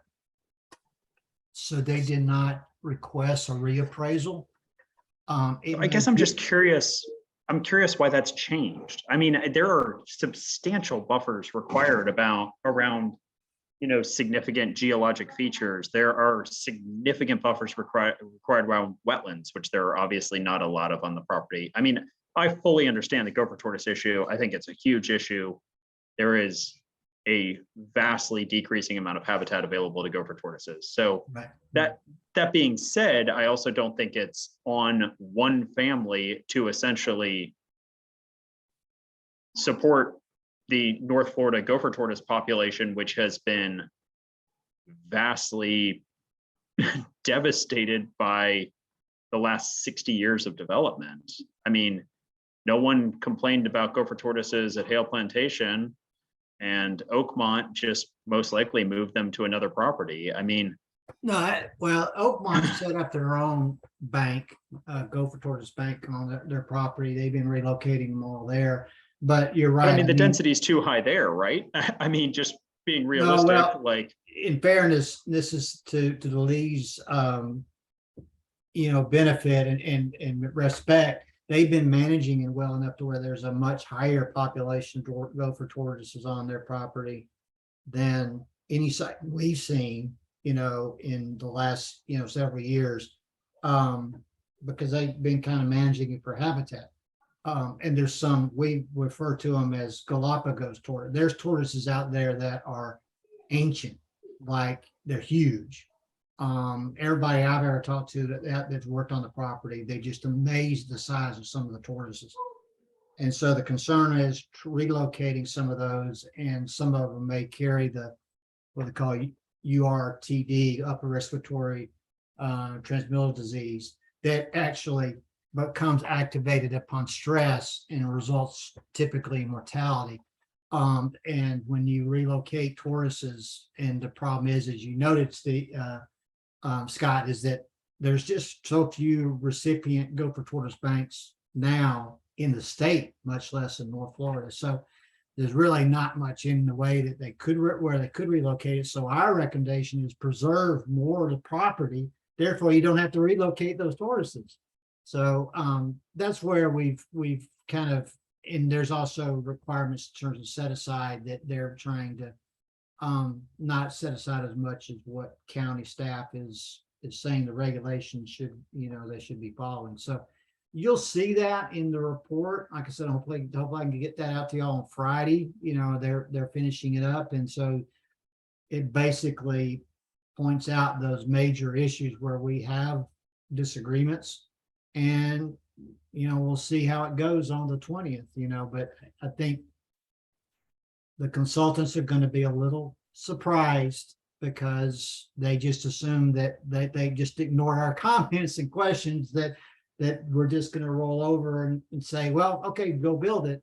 And we've made it clear, we're not in agreement with some of those issues. So we envision there's going to be some pushback, but that those things sometimes happen. But as David noted, I mean, it's a big project. It's the biggest we'll see in a long, long time. And it's setting a bar that we have to look at closely. So Jay, we'll go ahead and get your question in, and then we'll start wrapping up. We're right about at 8 o'clock, but this is definitely something that I'm sure we'll continue discussing probably at the next meeting and beyond. Go ahead, Jay. Thank you. Minor procedural questions of anybody, probably Mark. One, does approval of an SAS represent the beginning of a process that cannot be stopped? In other words, that'll go to SAP and then to development? Or can this proposal be stopped, modified at other points? That's one. And the second question about procedure is, what does the BOCC want from this committee and when? So the first question, there are things that we would want to see the special area study, the conditions put in by the board, so that we can resolve some of these areas where we have disagreements by the time it goes to special area, during the review period for the special area plan. And then the question in terms of the board is a little bit unknown. It was a surprise to us. One of the citizens stood in front of the board last month and suggested it to the board. We weren't even talking, it was not even a topic on the Lee property. It just said they felt like that EPAC should be, provide some comments. And so the board goes, yeah, we got no problem with that. But, the problem is in the sense that we could not, in response to that, until we have all the information that staff need to make logistic decisions, how could we collectively expect EPAC or any other group to make comments? There are at least, I would say at least 15 to 20 organizations that we have copied, including EPAC, on coordination of this, and brought them into the review process. And David mentioned the McSherry's. I talk to them about once a month. They're a local landowner that lives on the other side of the property. And that's to be honest, that's been the most frustrating part for us, because we know they have data, they've collected data, but they haven't been, for whatever reasons, willing to share it. And therefore, I mean, we can guess the reasons why, but realistically, we can't force them to share it. And it's like, okay, then we have to come up with comments as to where our concerns are, to say, unless you're willing to give us the documentation to support what you're proposing, we have to go with the assumption that it's a certain level, you know, that we, in terms of what needs to be protected. And so to answer Jay's question, I'm hoping that, you know, because the special area study just means, in a sense, that, yeah, it can be developed, but it's just kind of like, it's not even cursory. It's just saying that they're supporting that something can be built there in the future.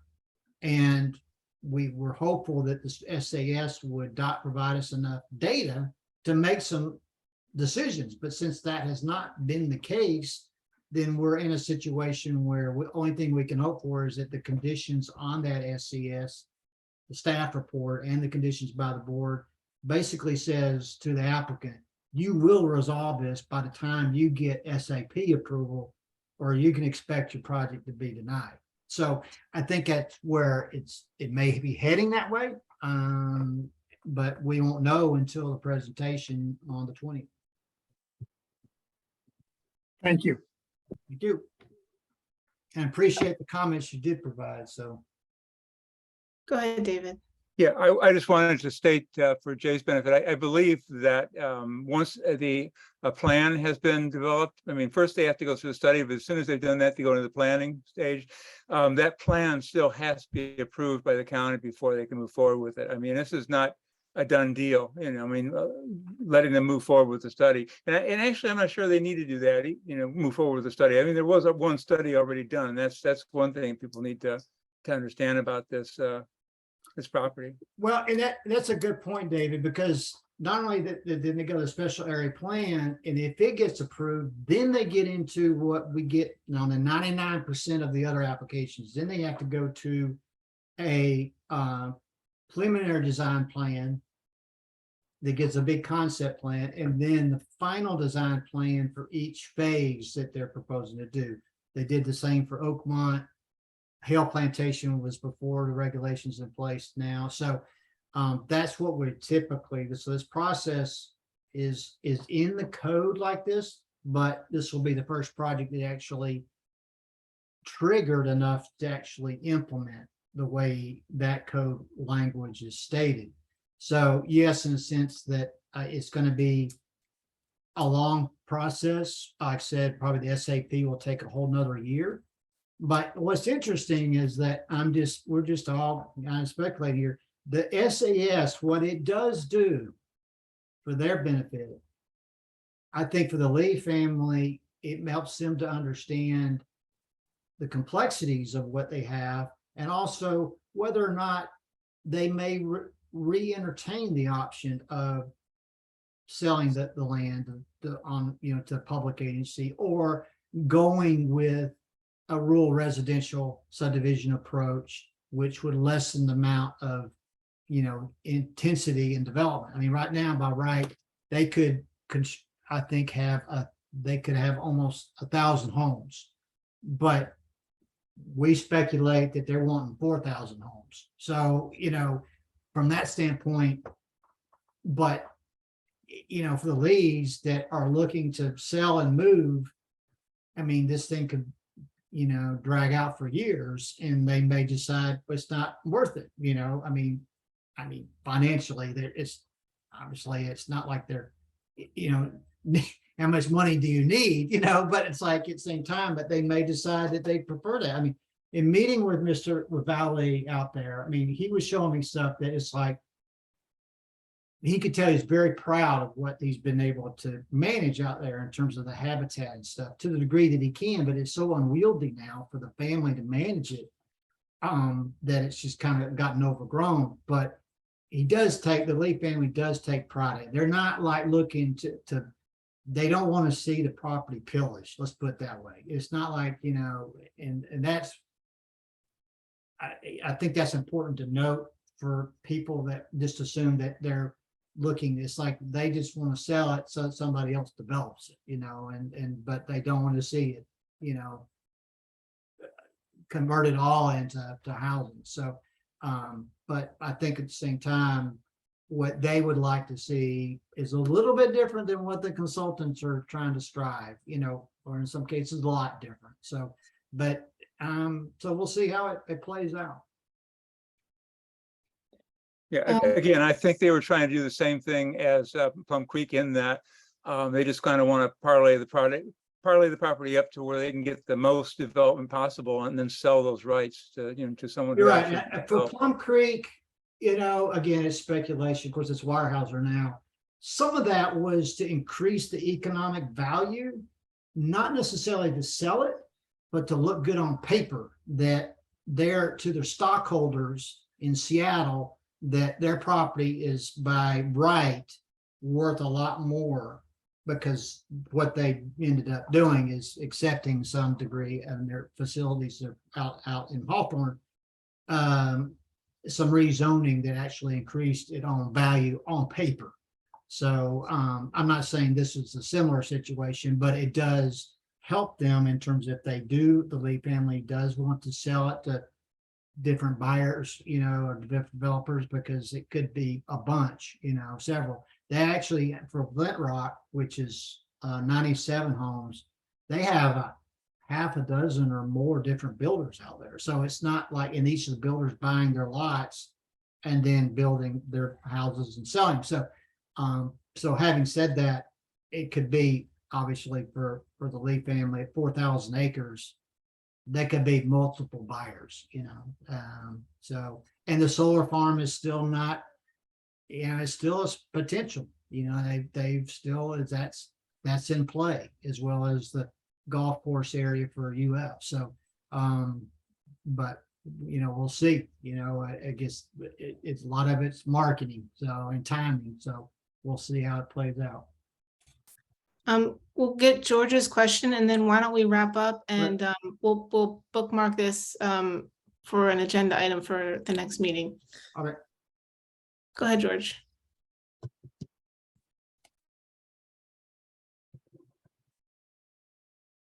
You're muted.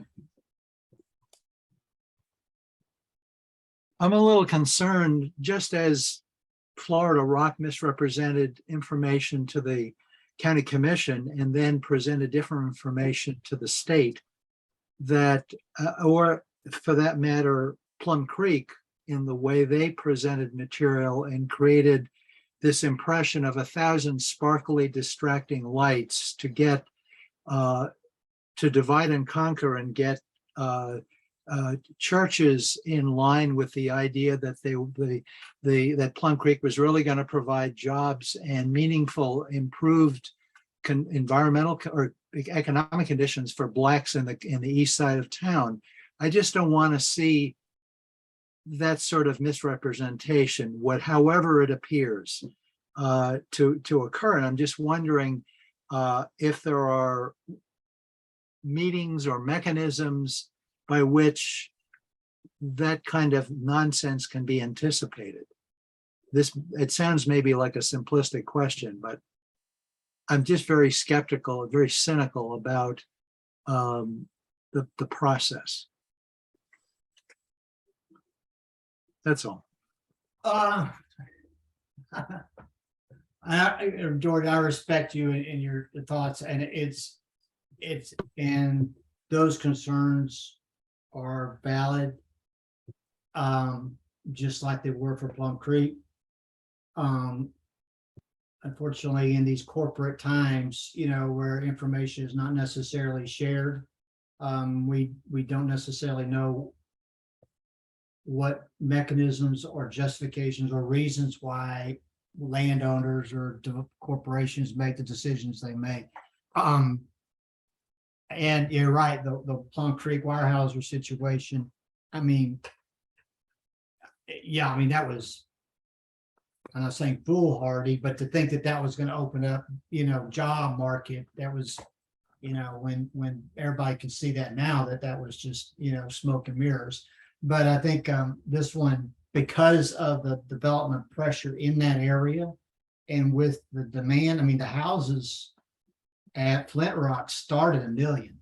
So it's not like these houses are, going cheap. So I think from that standpoint, the demand out there, and of course, one of the issues is that 4,000 acres is on the boundary, outside the boundary of the service boundary. is just the extent of where current utilities stop.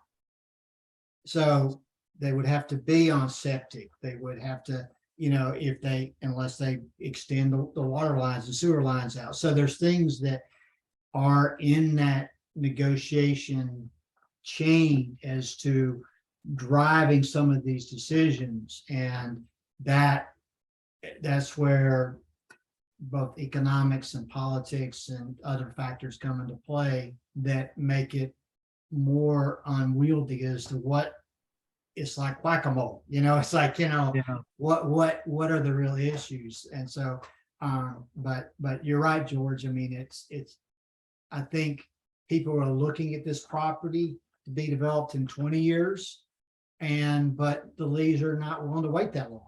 And so it's like, okay, they're willing to pay, I'm sure, a huge amount of money for the special area study to, for giving us information and make some decisions. And so, we'll see where it goes from here. If UF, for whatever reason, decided they didn't want the golf course, realistically, I don't know that anybody would expect it to be developed, not at the rate that they're proposing. The golf course is the carrot, to draw people out there. They're talking 36 holes, not 18. So even though they would be limited for public use, it's meant for intercollegiate use. But that, again, for the Lee family, it's worth to donate 500 acres to UF to bring that, enticement there. So Along with the irrigation problems. that presents an irrigation problem, correct? Yeah. And nutrients, into the aquifer. So I think just to let y'all know, and this UF has not been involved in any of these discussions. And so we have no idea whether they're committed to it or not. I think they're in part, if somebody donates 500, but somebody out further, anywhere in the county could donate 5,000 acres. We have to build a golf course. So why does it have to be here? So I think that's where UF kind of wants to, I'm envisioning they're just stepping back, want to see what the issues are. And they may go, sorry, there's too much there's too many issues that they may decide even though they give them 500 acres, they go, sorry, we don't need it that bad. Who knows? But obviously their existing golf course is not up to the standards of intercollegiate. And so they're going to have to look at alternative sites anyway. Plus, as we all know, their golf course is on prime real estate for whether it's student housing or additional, classroom buildings or whatever. But it's like, all the campuses moved to engulf the golf course. And so it's been there since like the 40s. And so it's a matter of, cost benefit for them to actually probably move a golf course further west. But if it wasn't for the intercollegiate, I mean, we've seen this with the West End golf course where golf is not, doing as well. So it's like, if it wasn't for the intercollegiate part, there probably would be no demand to build a new golf course out there. I mean, it just there's not that much interest in golf anymore. So, but Where's Mike Barley when we need him? well, yeah, that's David, did you have something? And then we should really wrap it up because we're losing Yeah. members and we can continue this next meeting. I do. I wanted to point out, first of all, that property is, it's west of the ridge. It's very high recharge property. So having a golf course there would be absolutely a disaster. And I think that, the impression that they are trying to give the county and who they are and who they really are two different things. I spent a bit of time talking to Lee and December McSherry, who have adjacent property to theirs. They knew the previous, the old man who owned the land before, the father, I guess it was, and he was a different type of person than the kids are who want to sell the property. And I think perhaps we would benefit from having, and by the way, Lee and December McSherry have an 800-acre farm there They have a farm which is organic and they don't use any fertilizers. They don't use any pesticides, any herbicides. They're very, very, good stewards of the land, so to speak. I think we could benefit from here. They also used to be on EPAC. When I first joined EPAC, they were members at that time for the first few years I was here. I think we would benefit greatly from hearing their comments on this. I spent about an hour talking to December after the meeting, when they first proposed this to the Board of County Commissioners. It's at the September's board meeting. I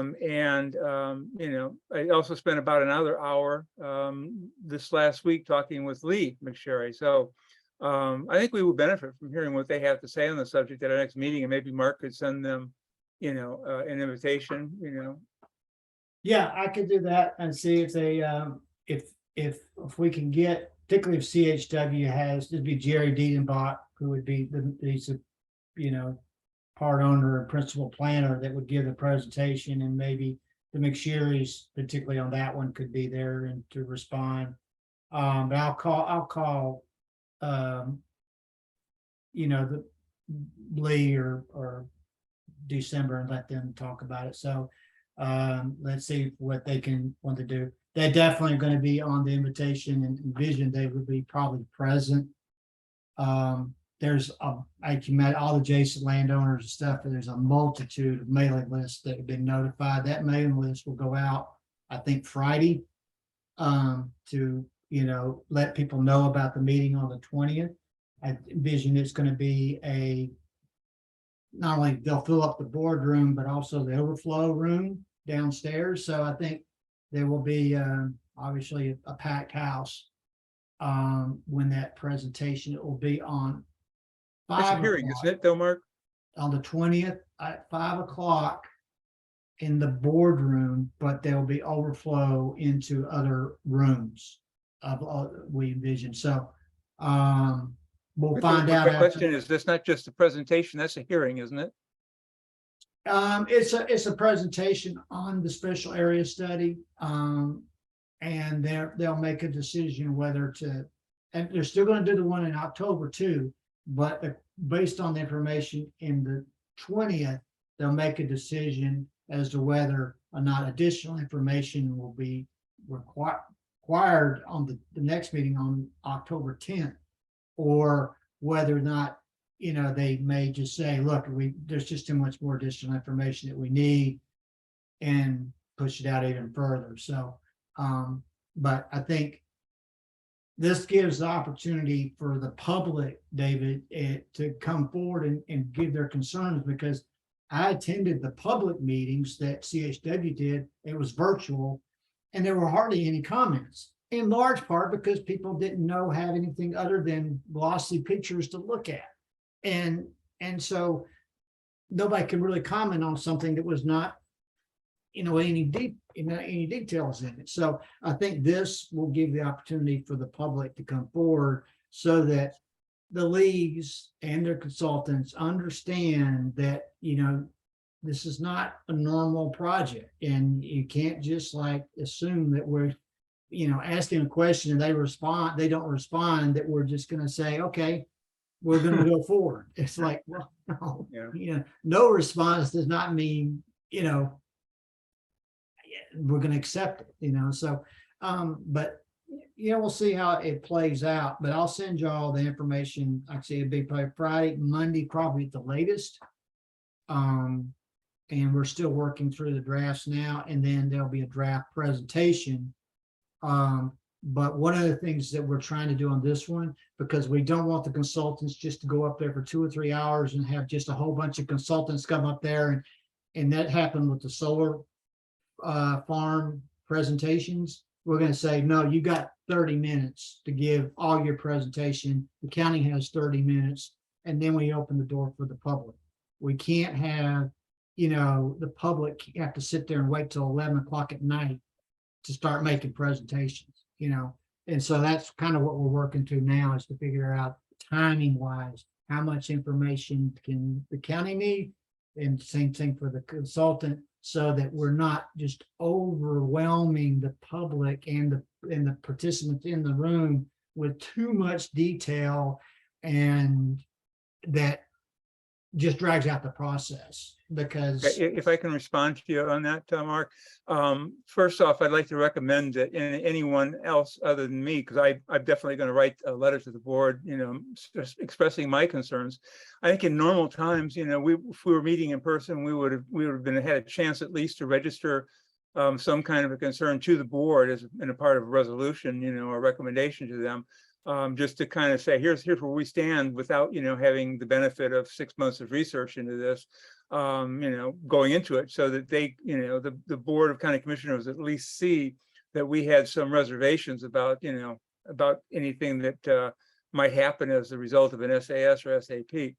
So that's one of my concerns, but I think it does sound like we're going to have enough time overall to slow the process down. I just kind of I always like the idea of being able to register an opinion before, they get the chance to make these long presentations, that go on and on and on, and where they ask the commission for something at a hearing, and, where we don't really get a chance to fit in and, and answer that until the following month when we have our next meeting. So I agree. And that's why I did. I appreciate you, and I would look forward to seeing you prepare some. I think the information you will receive either Friday or Monday will give you basically point by point to go through and say, you have the same concerns as what the county expressed or whatever. And then if the board, if the committee, if EPAC wants to get together,